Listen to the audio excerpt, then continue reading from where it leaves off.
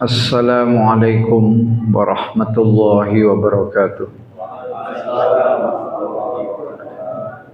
Innal hamdalillah nahmaduhu wa nasta'inuhu wa nastaghfiruh wa nastahdi wa natubu ilaihi wa na'udzu billahi min syururi anfusina wa min sayyiati a'malina. May yahdihillahu fala mudilla lahu wa may yudlil fala hadiyalah. Asyhadu an la ilaha illallah wa asyhadu anna Muhammadan abduhu wa rasuluh la nabiyya wa la rasula ba'dah. Arsalahu bil huda wa dinil haqq liyuzhirahu 'ala ad-dini kullih wa kafa billahi syahida. Allahumma shalli ala Muhammadin wa ala alihi wa sahbihi ajmain, amma ba'd. Qala Allah ta'ala fi kitabihil karim, a'udzu billahi minasyaitonir rajim. Ya ayyuhalladzina amanu taqullaha haqqa tuqatih wa la tamutunna illa wa antum muslimun. Wa qala aidan ya bani adam khudhu zinatakum 'inda kulli masjidin wa kulu washrabu wa la tusrifu innahu la yuhibbul musrifin. Allahumma arhamna bil Qur'an, sadaqallahul azim. Firman Allah Subhanahu wa taala dalam Al-Qur'an surat Al-A'raf ayat ke-31 yang diterjemahkan dalam bahasa Indonesia demikian.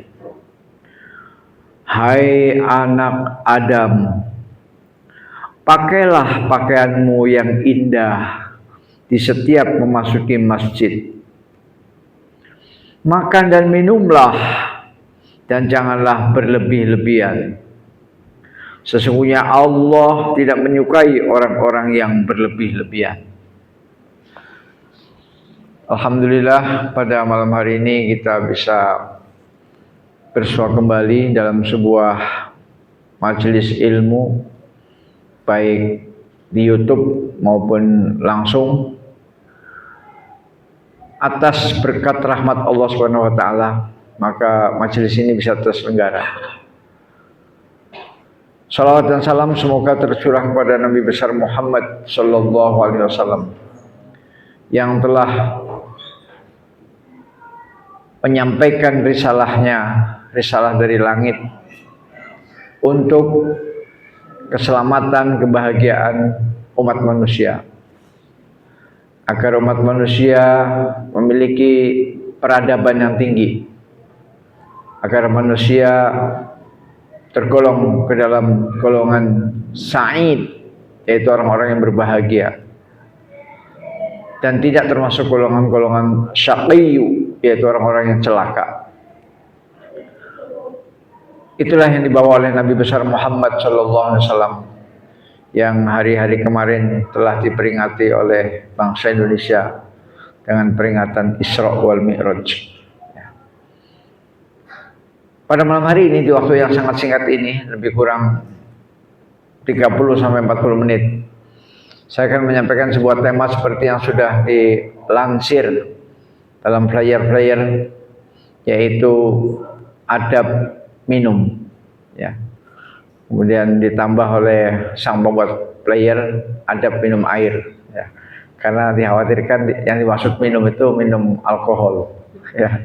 Saya yakin itu, ya. Soalnya kan memang kerap kali orang menganggap kalau yuk kita minum yuk, nah, itu anggapannya minum itu minum alkohol, ya. Maka si pembuat flyer ini sangat cerdas sehingga ditambahi adab minum air. Padahal yang diminum bukan hanya air, ya. Saya ambilkan dari kitab Ensiklopedia Adab, ya. Ini bukunya biar para pemirsa tahu saya tidak ngarang-ngarang, ya. Kitab ini disusun oleh Abdul Aziz bin Fatih As-Sayyid Nada, ya. Meliputi ratusan adab, dan mungkin sebagian orang menganggap ini hal yang remeh-temeh, ya. masa minum aja dibahas. Bu bahas yang penting lah, apa korupsi, apa pagar laut. Wah, pagar laut, ya, laut dipagar. Atau cobalah tema-tema yang lagi panas sekarang. Itu sudah ada bidangnya. Ya, yang membahas pagar laut sudah banyak. Ada Bapak Said Tidu, ya kan? Ada Refli Harun. Nah, ini saya bidangnya adab minum, ya. Yang mungkin sebagian orang menganggap remeh-temeh itu ya. Tapi jangan salah. Ternyata makan minum itu ada dalam Al-Qur'an, yaitu surat Al-A'raf ayat 31. Ya. Yang tadi diawali dengan hai anak Adam, apabila kalian masuk masjid, maka pakailah pakaian yang bagus, ya. Bukan pakaian yang baru, bukan, yang bagus, ya. Yang bagus itu bisa jadi pakaian lama, sudah digosok, sudah disetrika, tapi mungkin diniatkan itu, ini hanya saya pakai untuk sholat, ini hanya saya pakai untuk Jumatan, ini hanya saya pakai untuk Id. Nah, pakaian yang bagus ya. Kemudian yang menjadi topik kita adalah bagian tengahnya, wakulu washrobu, ya, dan makan dan minumlah. Ini sempat disampaikan oleh Gus Baha. Tidak apa-apa saya setir pernyataan Gus Baha ya. Sebegitu mudah Allah menyebut wakulu washrobu. Artinya sebenarnya makan dan minum itu kan insting ya. Insting. Lapar makan, haus minum, insting. Gak usah disuruh. Harusnya gitu. Harusnya gak usah disuruh, harusnya. Tapi Allah menyuruh. Artinya ini penting. Makan minum itu persoalan penting. Karena kita bukan malaikat, bukan. Kalau malaikat gak perlu makan, gak perlu minum. Gak ada jenis kelamin malaikat, gak perlu nikah. Ya, kita manusia ada jenis kelamin, ada nafsu kita, ada akal. Nah, maka meskipun dianggap remeh-temeh, tapi Allah penting. Karena apa? Karena orang bisa ibadah kalau dia hidup. Bisa nggak orang mati ibadah? Nggak bisa. Maka faktor-faktor yang menyebabkan dia hidup harus kita penuhi. Di antaranya adalah makan dan minum. Dengan makan dan minum, maka akan bisa hidup. Dengan hidup, maka akan bisa beribadah. Ya, tinggal nanti kan kualitas ibadahnya macam-macam. Ada yang kualitas ibadahnya level wali, ada yang kualitas ibadahnya level buruh yang selalu mengharapkan upah. Kalau saya baca ini, apa sih manfaatnya? Kalau saya baca ini, apa sih keutamaannya? Oh, ini nggak ada keutamaannya. Ah, males lah. Itu level buruh, mengharapkan upah. Ya. Tapi kalau saya cinta dengan surat kulhu, misalnya begitu. Walaupun misalnya Allah nggak menyatakan bahwa kulhu itu adalah seperti Al-Quran, misalnya gitu. Tidak ada keterangan dari Nabi, umpama tidak ada keterangan dari Nabi bahwa kulhu itu adalah seperti Al-Quran. Tapi kalau dia betul-betul cinta dan senang dengan kulhu, maka Nabi menjamin masuk surga. Hadisnya sahih. Bisa dibuka dalam tafsir Ibnu Katsir. Ya, tafsir Ibnu Katsir juz 30 tentang kulhu al-ikhlas. Jelas sana hadisnya. Ada sahabat yang kalau jadi imam itu selalu pakai kulhu. Selalu. Sampai sahabat lain protes. Ya, kayak orang Indonesia juga lah. Kulhu lagi itu kan. Akhirnya tidak laporkan kepada Rasulullah. Setelah tidak laporkan kepada Rasulullah nanya, kamu kenapa pakai kulhu terus? Saya senang ya Allah dengan ini. Nah, maka Allah pun memasukkannya ke dalam surga. Ada yang kulhunya sebagai alas dari surat yang lain. Jadi begini, misalnya dia sholat isya ya, rakaat pertama Fatihah sama Sabihis, ya kan? Misal ini. Nah, sebelum Sabihis dia awali dengan kulhu dulu. Pokoknya kulhunya itu sebagai pembuka. Selalu. Misalnya rakaat yang kedua, inna atainakal kautsar. Sebelum inna atainak, kulhu dulu. Pokoknya kulhu itu selalu ada di depan. Itu juga termasuk dijamin Nabi masuk surga. Ya, jadi mari kita tingkatkan kualitas ibadah kita. Kalau bisa jangan levelnya level guru ya, tapi level wali Allah ya, sehingga ibadah karena cinta. Oke, kita masuk kepada pembahasan tentang minum ya. Sampai-sampai ada orang yang bilang, Pak, saya kalau puasa kuat Pak, cuma saya nggak tahan hausnya. Ada yang bilang begitu ya.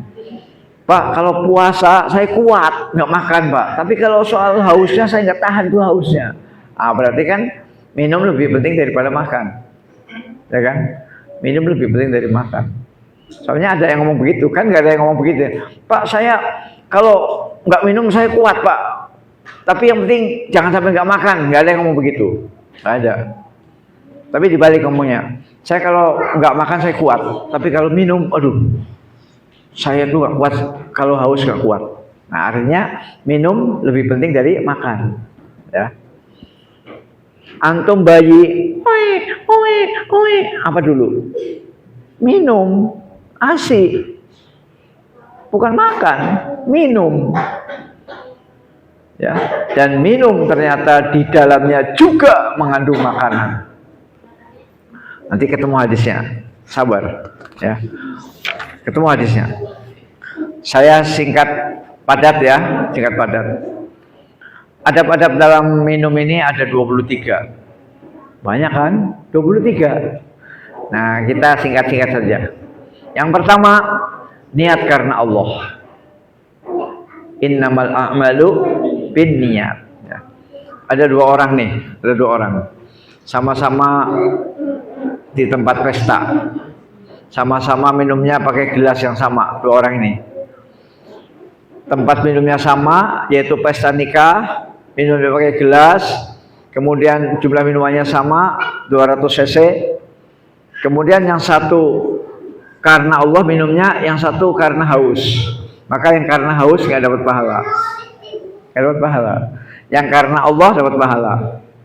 Padahal minumnya sama, di ruangan yang sama, gelasnya sama-sama minum sirup es, sirup jeruk, sirup melon. Sama-sama dua orang itu minum, satu berniat, satu enggak, maka yang satu dapat pahala, yang satu enggak dapat pahala. Hanya hilang saja hausnya, pahala enggak dapat. Yang satu pahala dapat, haus hilang. Jadi niat itu penting. Yang kedua, tasmiyah. Apa itu tasmiyah? Membaca basmalah, membaca bismillah. Ya. Ini juga tidak usah diterangkan. Karena amal perbuatan, amal ibadah yang tidak diawali dengan bismillah, maka akan hilang berkahnya. Ya. Yang kedua ini bismillah, semuanya sudah paham, mulai dari anak TK sampai perguruan tinggi. Betapa pentingnya kita baca bismillah. Yang ketiga, yang ketiga ini yang sering dilanggar. Minum dengan tangan kanan. Ya, minum dengan tangan kanan. Rasulullah sallallahu alaihi wasallam bersabda, "Idza akala ahadukum falyakul biyaminih wa idza syariba falyashrab biyaminih. Fa inna syaitana yakulu bisimalihi wa yashrabu bisimalihi." Nauzubillah min dzalik. Ya, artinya apabila salah seorang dari kalian makan, hendaklah ia makan dengan tangan kanannya. Makan dengan tangan kanan. Dan apabila ia minum, hendaknya minum dengan tangan kanannya. Sesungguhnya syaitan itu makan dan minum dengan tangan kirinya. Ya. Ini juga hadisnya sudah ditakhrij. Ya. Nah ini sering lupa, terutama para lansia. Ya. Anak-anak muda juga bukannya lupa, nggak pernah tahu, ya, nggak pernah ngaji, nggak pernah diajarkan. Saya tidak tahu apakah guru agamanya di SMP, SMA mengingatkan apa enggak, saya nggak tahu. Ya, kalau guru agamanya sudah menekankan di SMP, di SMA, dosen agamanya sudah menekankan, berarti memang termasuk minal ngeyelin, ya, minal ngeyelin. Ya. Tapi rata-rata kalau anak muda itu tidak tahu, ya. Jadi yang orang tua memang cepat lupa karena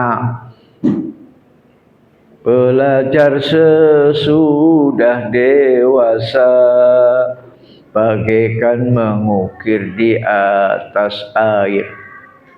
Kalau belajar sudah dewasa itu seperti mengukir di atas air, ya, cepat lupa.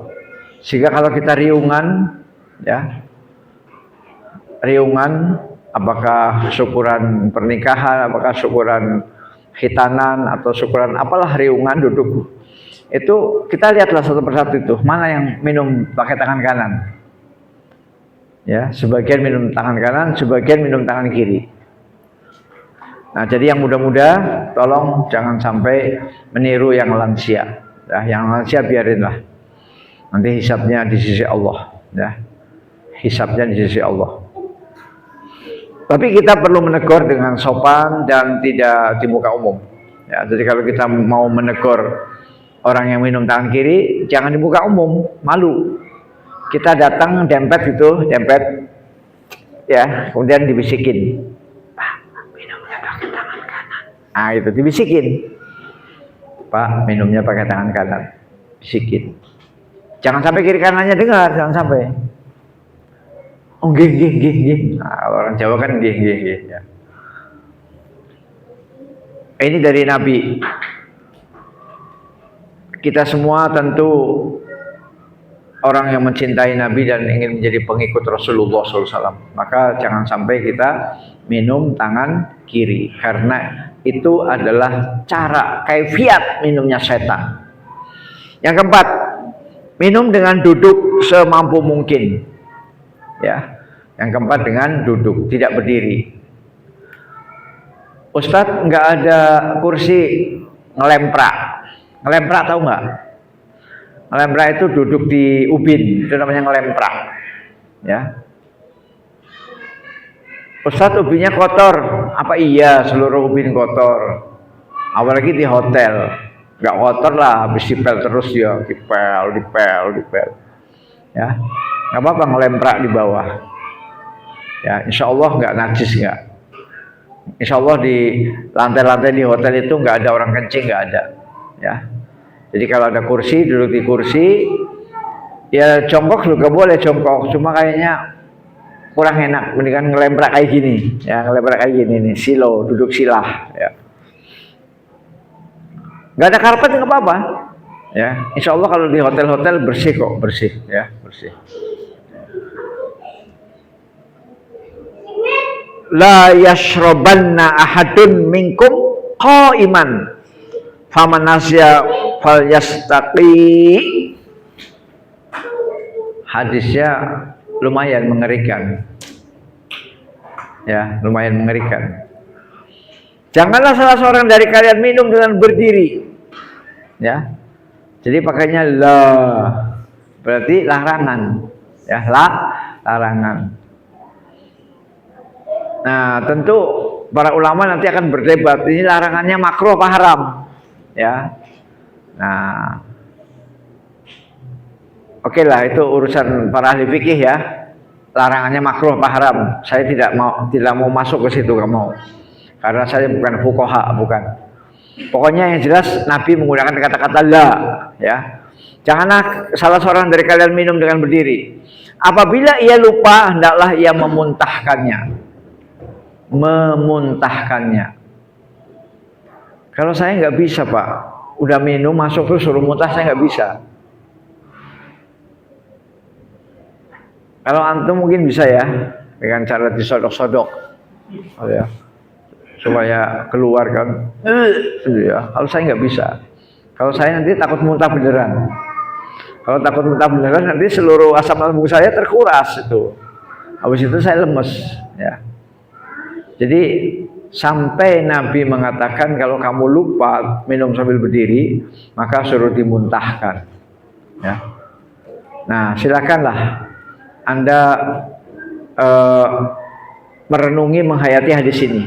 Ya. Dalam prakteknya saya serahkan kepada antum. Ya, dalam prakteknya. Nah, daripada disuruh muntah, mendingan kita duduk. Ya. Apa susahnya sih duduk? Ya. Yang susah duduk kan yang seminar-seminar itu tuh. Seminar di hotel. Wah, saya nggak usah sebutkan nama hotelnya ya. Yang punya hotel tersinggung. Seminar di hotel A. Ya. Habis seminar ada namanya coffee break. Ya, coffee break. Coffee break itu ya makan snack sama ngopi. Ada kopi, ada teh, terserah. Di situ nggak ada kursi, Mas. Nggak ada. Memang sengaja biar berdiri semuanya. Ya. Coffee break itu nggak ada kursi, sengaja oleh hotel nggak disediakan kursi. Kalau niat disediakan kursi ya harus dipasang dong kursi sebanyak peserta seminar. Misalnya peserta seminar 100, kursinya 100. Jangan sampai peserta seminar 100 kursinya cuma 10. Ah, ini jelas bohong-bohongan ini. Artinya kursinya itu hanya icak-icaknya saja. Nggak pantas-pantas gitu ya. Artinya memang nggak ada niat. Itu biasanya hotel-hotel begitu. Ya.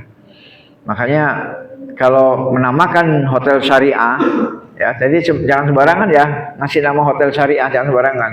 Kalau tidak mampu menyediakan kursi untuk duduk saat minum, saat coffee break. Kalau tidak mampu menyediakan kursi untuk coffee break, jangan nyebut hotel syariah, jangan. Karena yang syariah itu duduk. Ya. Dan biasanya kan yang seminar kan pakaiannya perlente, pakai dasi, pakai jas, suruh duduk lemprak kayak gitu. Mana mau? Gak mau lah, suruh duduk kayak gini. Ya. Nah, itu jadi ini yang keempat ya, duduk. Yang kelima, minum 3 kali napas atau tegukan. Minum 3 kali napas atau tegukan. Jadi begini, saya sudah baca di sini ya, saya sudah baca. Jadi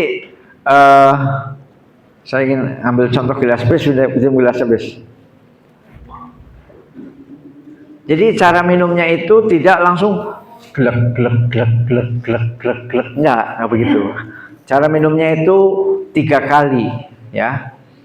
Dan sebelum minum diawali dengan bismillah dan setelah minum alhamdulillah. Begini prakteknya, begini. Bismillahirrahmanirrahim. Glek, taruh. Alhamdulillah. Lagi bismillahirrahmanirrahim. Glek-glek, taruh. Alhamdulillah. Sekali lagi bismillahirrahmanirrahim. Glek-glek-glek, taruh. Alhamdulillah. Nah, begitu caranya. Jadi harus diputus. Jadi harus glek, putus. Nah, antara minum yang pertama dengan yang kedua, minum yang pertama lebih sedikit. Yang kedua agak banyak. Yang ketiga boleh lebih banyak. Kenapa yang pertama dianjurkan sedikit? Karena dikhawatirkan koslet. Ya. Ada komedi namanya koslet ya. Ini sekitar belok sedikit lah. Saya suka ngikutin itu komedi koslet. Ya. Jadi kenapa takut koslet? Khawatirnya kita suhunya lagi tinggi, panas, kemudian yang diminum es. Nah ini kawan sebelah ini sedang minum es nih. Ya, kalau langsung belum, itu takutnya koslet sel-selnya. Nah, jadi dianjurkan oleh Nabi dikit dulu, dikit. Ya, istilahnya sebagai pembuka jalan dulu. Baru yang kedua agak banyak, baru yang ketiga boleh banyak. Tapi tetap 3 kali minum dan diputus. Ya. Inilah sunnah, yakni seseorang membaca bismillah, lantas minum sesuatu, kemudian membaca alhamdulillah, dan menjauhkan bejana gelas dari mulutnya. Jadi gelas itu nggak boleh nempel terus di mulut gini, nggak boleh. Jadi habis gelak lepas, dijauhkan. Setelah itu membaca bismillah untuk yang kedua kalinya, lalu minum, lantas membaca alhamdulillah dan menjauhkan gelas dari mulutnya untuk bernapas. Jadi kita dianjurkan untuk bernapas. Ketika gelasnya jauh begini kita bernapas. Kemudian yang ketiga, sesudah itu membaca bismillah lalu minum untuk ketiga kalinya, kemudian menjauhkan gelas dari mulutnya dan mengucapkan alhamdulillah. Jadi begitu. Jadi hadis ini menunjukkan bahwa seseorang yang minum hendaknya membaca bismillah setiap kali ia meneguk minuman dan membaca alhamdulillah setelah selesai meminumnya. Pada hadis lain disebutkan beliau minum dalam 3 kali napas. 3 kali napas itu maksudnya diputus-putus, Mas. Jadi glek yang pertama ambil napas, terus bismillah, glek yang kedua alhamdulillah, ambil napas. Jadi pada saat gelas dijauhkan atau pada saat gelas ditaruh itu kita mengambil napas. Itu yang dianjurkan. Bukan bernapas sambil minum. Gluk gluk gluk gluk gluk gluk gluk gluk gluk gluk sambil bernapas, bukan.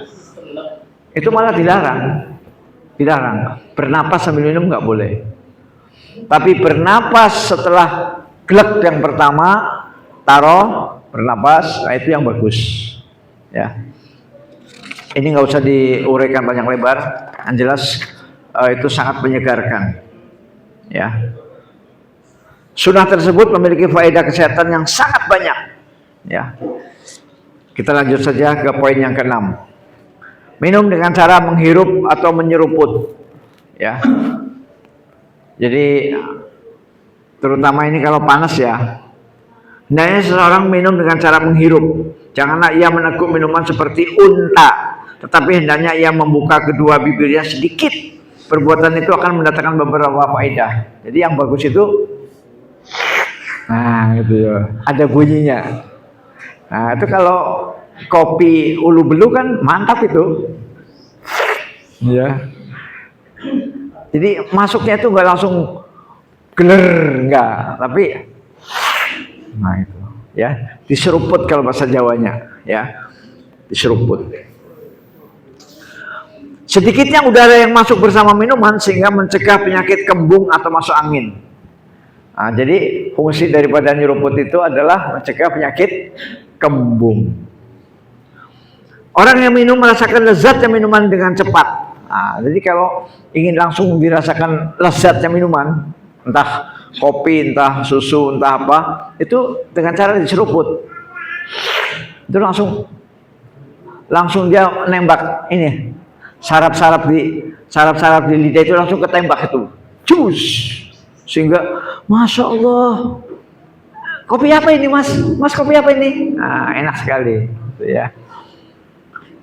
Bila pada minuman itu terdapat serangga atau sesuatu yang jatuh, maka ia akan merasakannya ketika membuka kedua bibirnya.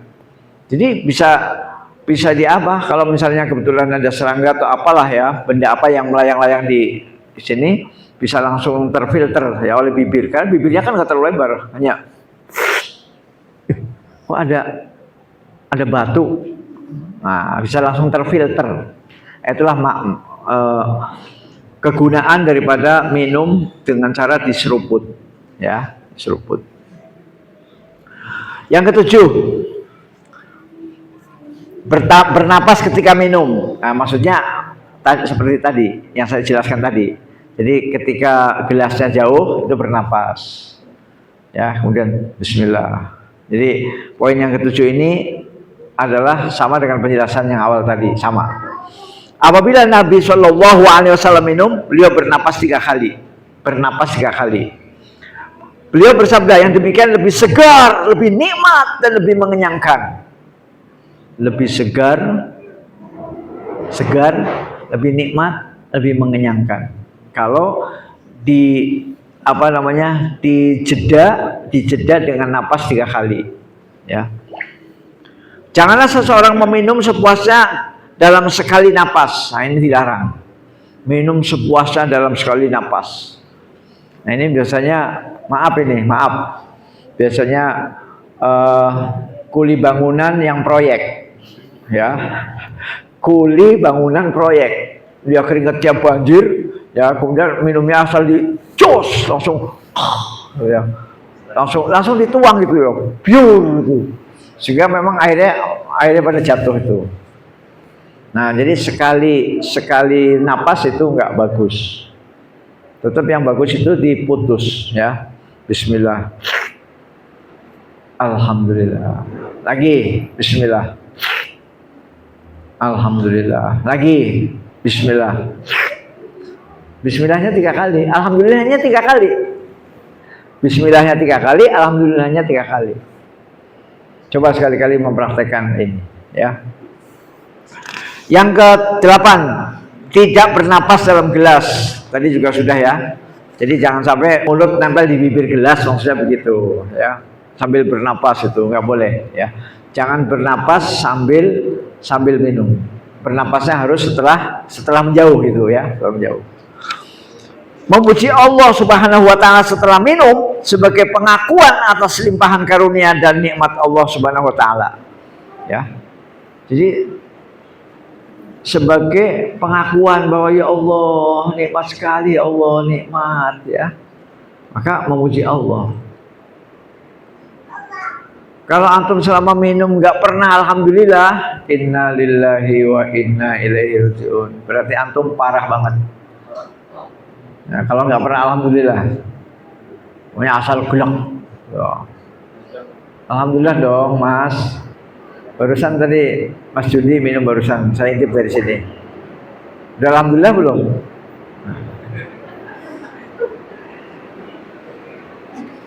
Selain itu menunjukkan rasa syukur padanya juga untuk meneladani Rasulullah SAW. Dalam sebuah hadis disebutkan,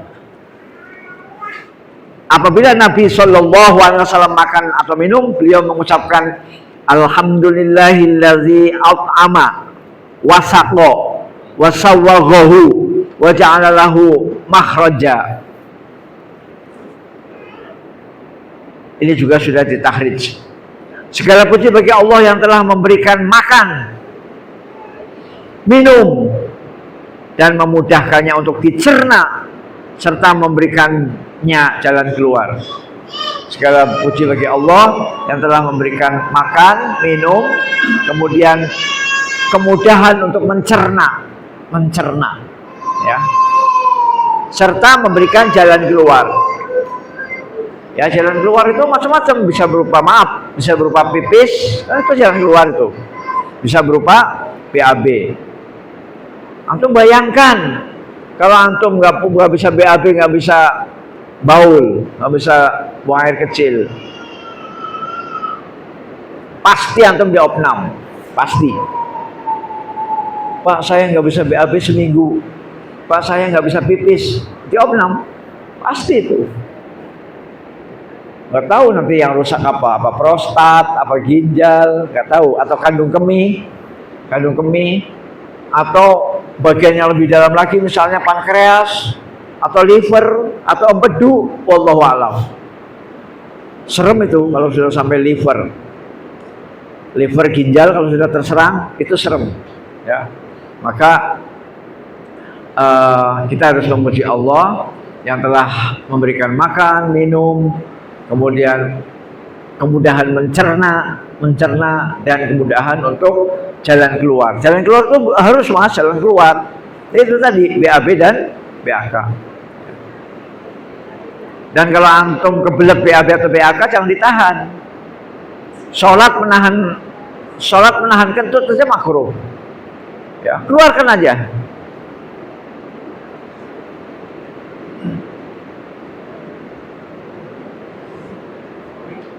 Nah, kan kita sering mengatakan saya hidup ingin mencari ridho Allah, ya kan? Saya hidup ingin mencari ridho Allah. Nah, salah satu ridho Allah itu memuji Allah dalam makan dan minum. Itu salah satu ridho Allah. Dengarkan hadisnya. Innallaha la yarda 'anil 'abdi ay ya'kulal aklah fayahmadahu 'alaiha au yashrabas syarbah fayahmadahu 'alaiha. Sesungguhnya Allah meridhoi seorang hamba. Sesungguhnya Allah meridhoi seorang hamba yang makan makanan lalu memujinya, memuji Allah atasnya, atau meminum minuman lantas memuji Allah atasnya. Jadi antum mengucapkan alhamdulillah saat makan dan minum, itu antum diridhoi Allah. Ya. Jadi mencari ridha Allah sulit apa enggak? Enggak sulit. Mengucapkan alhamdulillah setelah makan atau minum. Belum isya ya? Udah. Lanjut. Yang ke-14, mengedarkan gelas kepada orang yang berada di sebelah kanan dan seterusnya. Ini kalau rapat kan kita mengedarkan air keliling kan kalau rapat, ya kan? Nah, mengedarkannya jangan ke kiri. Mengedarkan gelasnya itu. Tapi ke kanan. Sebelah kanannya habis siapa? Kosong tat. Ya kalau kosong cari teman, ya. Ya kalau pesertanya melingkar kan nggak mungkin kosong kayak gini kan, nggak mungkin. Kalau rapat kan melingkar kalau rapat. Ya berarti pokoknya mengedarkannya ke sebelah kanan. Mengedarkan gelas kepada orang yang berada di sebelah kanan termasuk sunnah. Ya jangan ke arah kiri ya, ke arah kanan. Disebutkan dalam sebuah hadis bahwa diberikan kepada Nabi Shallallahu Alaihi Wasallam susu yang sudah dicampur dengan air. Sementara itu di sebelah kanan beliau ada seorang Arab Badui. Di sebelah kiri beliau ada Abu Bakar. Ini Nabi, sebelah kirinya Sayyidina Abu Bakar, sebelah kanannya Arab Badui. Ya.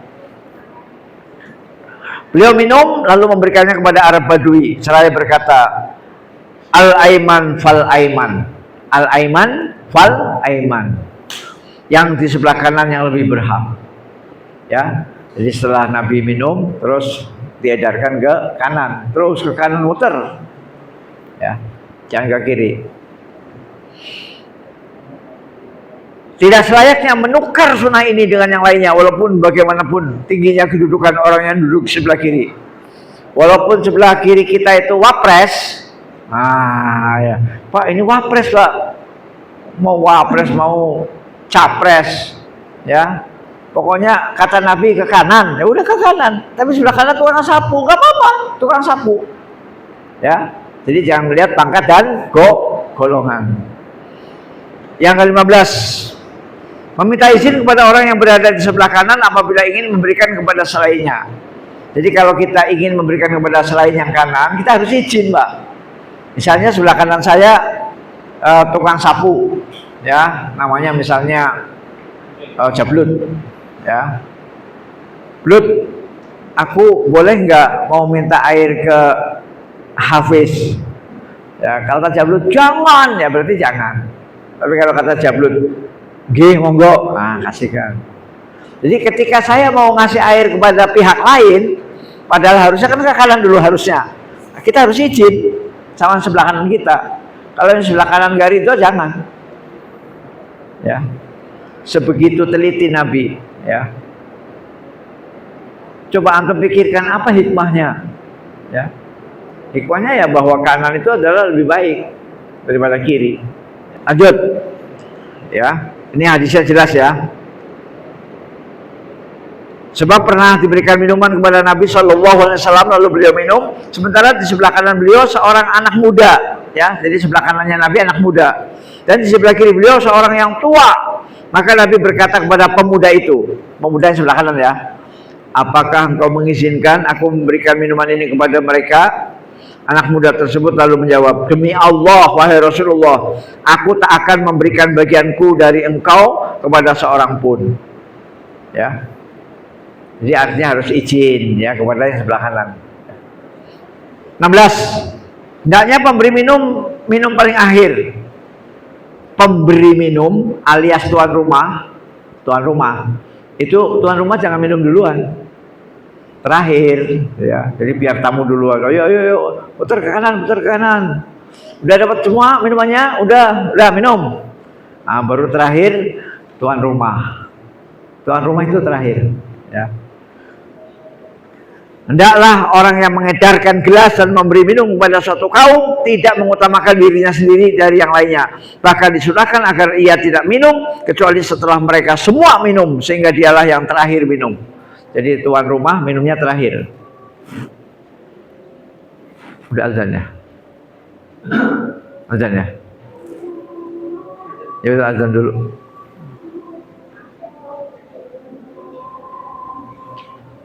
Ya Mas Heri azan.